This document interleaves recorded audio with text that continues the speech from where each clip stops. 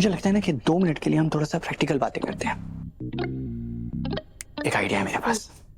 हमें शरद जी के लिए 24/7 एक नर्स हायर करनी चाहिए जो उनका बहुत अच्छे से ख्याल भी रखेगी और हमारे लिए भी सेफ रहेगा और उनके लिए भी बिल्कुल रिस्की नहीं होगा। शिवाय का कंसर्न सही है जगदात्री। मैं तो पहले ही मना कर रहा था यहाँ आने के लिए। अब समझा, just like a super father. मतलब शरद जी ने सीधा गाड़ी के सामने जंप मारा और गुंजन का एक्सीडेंट होने से बचा लिया। वाह क्या बात। नहीं नहीं नहीं बॉस, उसके बाद भी तुम इन्हें यहाँ पे लेके क्यों आई? अरे माया दी से मर्डर करवाना है क्या इनका? शिवाय, माया ताई को कुछ भी पता नहीं चलेगा और इनकी स्पीडी रिकवरी के लिए बेड रेस्ट बोला है डॉक्टर ने। अरे बेड रेस्ट बोला है, परमानेंटली रेस्ट इन पीस हो जाएंगे। और तुम्हें तो पता है ना हमारी खुद की कंडीशन इस घर में कितनी डाइसी है। ऑलरेडी तुम महती के रडार पे हो और तुम नहीं भी तो किसे। अरे यार मुझे समझ में नहीं आता है कि तुम इतनी इररेस्पॉन्सिबल कैसे हो सकती हो? इररेस्पॉन्सिबल? हाँ शिवाय, जिस गलती के लिए तुम शाम से मुझे सॉरी बोल रहे हो शायद अभी भी तुम्हें रियलाइज नहीं हुआ है। नहीं, मेरा कहने का मतलब ये नहीं था। मैं ये कहना चाहता हूँ बॉस के।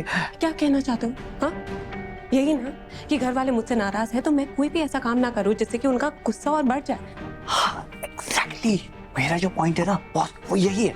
देखो मुझे लगता है ना कि थोड़ी देर के लिए हमें थोड़ा सा प्रैक्टिकल होकर बात को आगे बढ़ाना चाहिए। अरे माया दी को पता चला ना तो इस घर की सारी छतें फट जाएंगी। माया दी का गुस्से का रडार तुम्हें पता है ना। हाँ बॉस, जब उनके गुस्से का वॉल्केनो फटेगा ना, तुम समझ रही हो ना मैं क्या बोल रहा हूँ बॉस? तुम मैं जानती हूँ, मैंने वही किया है जो सही है, जो गुंजन के लिए सही है। मेरे पास और कोई रास्ता नहीं था। शरद जी जो गुंजन के पापा है, गुंजन को बचाते बचाते उनकी यह हालत हुई है। इसी हाल में उनको मैं छोड़ दूं क्या? परवाह करते हैं वो कितनी गुंजन की? अकेले रहते हैं, कैसे सबको संभाल पाएंगे? ख्याल कैसे रखेंगे? मैनेज कैसे करेंगे सब कुछ? इसीलिए तो मैं यहाँ पर लाई हूँ ना, कुछ सोच समझ के लाई होंगी।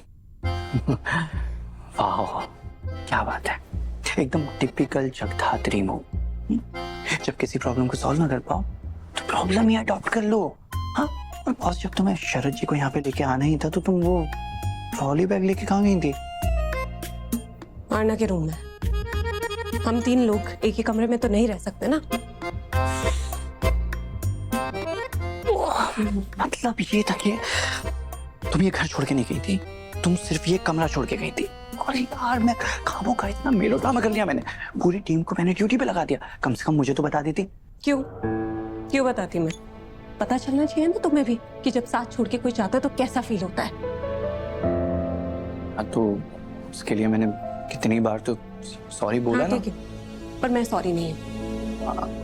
ठीक है, जब तुम्हें यही करना था तो बता देती, कम से कम मैं तुम्हारी हेल्प तो कर देता। क्यों? मुझे नहीं चाहिए तुम्हारी हेल्प। और रात के अंधेरे में शरद जीजू को घर लाना कोई मुश्किल काम नहीं था। बैक गेट से आए हैं, दीवारों का कवर लेते हुए, किसी ने देखा नहीं है हमें। ओके ठीक है, लेकिन बॉस इस बात की क्या गारंटी है? तुम्हें क्या लगता है कि शरद जी जो हैं वो हैरी पॉटर हैं? मतलब एक अदृश्य चोगा पहन के वो गायब हो जाते हैं कहीं भी किसी के भी सामने। मुझे लगता है ना कि 2 मिनट के लिए हम थोड़ा सा प्रैक्टिकल बातें करते हैं। एक आइडिया है मेरे पास। हमें शरद जी के लिए 24/7 एक नर्स हायर करनी चाहिए जो उनका बहुत अच्छे से ख्याल भी रखेगी और हमारे लिए भी सेफ रहेगा और उनके लिए भी बिल्कुल रिस्की नहीं होगा। शिवाय का कंसर्न सही है जगदात्री। मैं तो पहले ही मना कर रहा था यहाँ आने के लिए। मैं नहीं चाहता कि मेरी वजह से तुम लोगों पे कोई भी मुसीबत आए। शरद जी जो नहीं, प्लीज ऐसा कुछ भी नहीं है। शिवाय मैंने कहा ना तुम्हें, शरद जी जो फैमिली है, इस परिवार का हिस्सा है, गुंजन के पापा हैं। हम ऐसे नर्स के भरोसे नहीं छोड़ सकते, नहीं छोड़ सकते हैं हम आपको। जब तक आप अपने पैरों पे खड़े नहीं हो जाते, ठीक नहीं हो जाते पूरी तरीके से, आप यहीं रहेंगे। शरद जीजू यहीं रहेंगे। अरे जगधात्री, लेकिन वो यहाँ रहेंगे तो